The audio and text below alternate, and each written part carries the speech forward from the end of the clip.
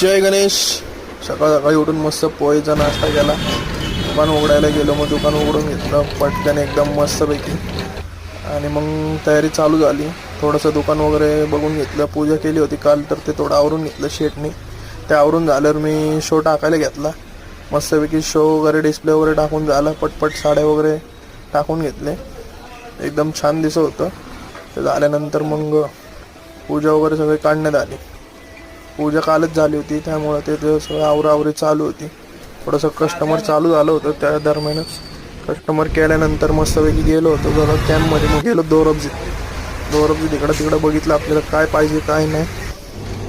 बघून झाल्यावर काय एक ब्रेड घेतलं, चीजचं स्प्रेड वगैरे घेतलं, ब्लॅक पेपर पावडर आलो. परत घरच्या साईडला निघालो. घरी येऊन बघितलं पापड तयार होतं. टेस्ट करून बघितलं. थोडं टेस्ट करून झाल्यावर पाय बेत होता आज पावभाजीचा.